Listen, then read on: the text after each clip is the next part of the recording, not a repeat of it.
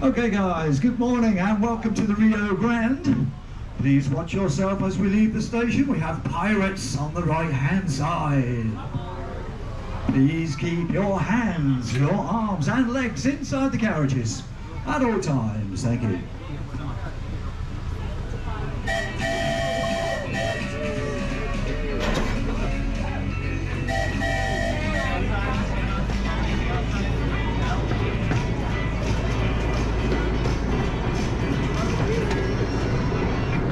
Pirates.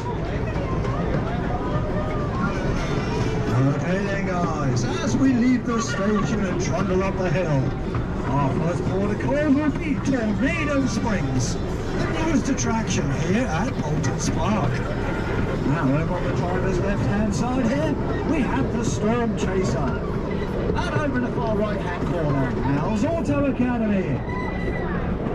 Coming up now on the driver's left, we have the Rio Grande Railway Company's head office. Any complaints about your driver here today? Please email them to this address. Heading down now to the main junction at Tornado Springs.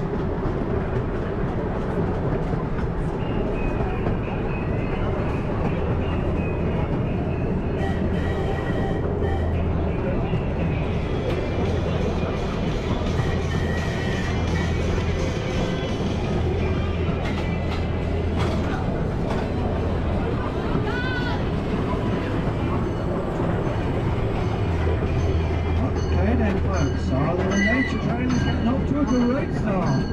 Here, on the left-hand side of the driver, perched up on the fence, we have a very, very rare bird. This here is a Hampshire Golden Eagle. Now, not quite so rare, but also on the left-hand side, the legendary mice of Paultons Park. These guys here can grow to around about 3'6" in height, eating vegetables alone. My mate Wurzel Gummidge on the right hand side. High five, Wurzel. Okay, this is where we leave the relative safety of Tornado Springs behind.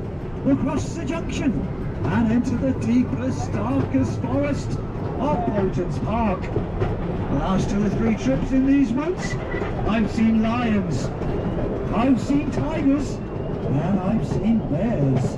Lions, tigers and bears, oh my.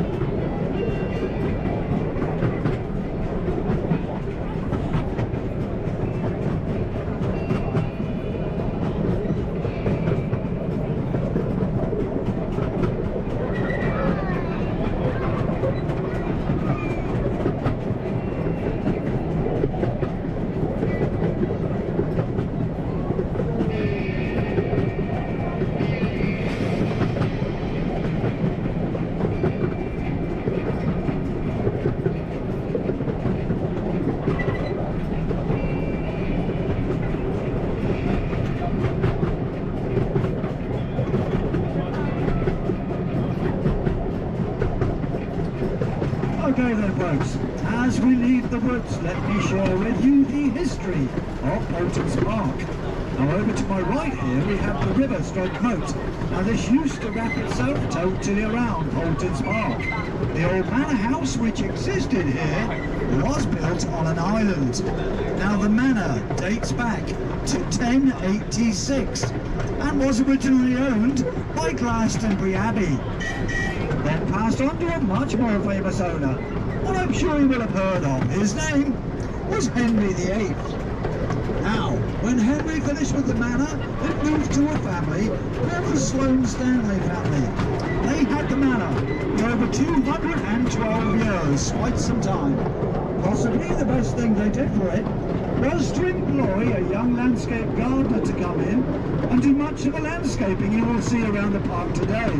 His name was Capability Brown. Now, during the war, the manor house was used as a girls' school. And then from 1945 to 1955, it operated as a hotel. fell into rack and ruin, I'm afraid, after this date. And then mysteriously, one bonfire night, November the 5th, 1963, the manor house burnt to the ground. We now move on to 1979. This is when John and Anne Mancy stepped up and bought an auction all the gardens north of the river. They worked on these gardens, then opened them up to the public in 1983. Things have gone from strength to strength, and it's Paultons Park as you know it today, still owned by the Mancy family. Now interestingly, the Sloane Stanley family moved up into London, and still to this day own acres and acres around the Chelsea area.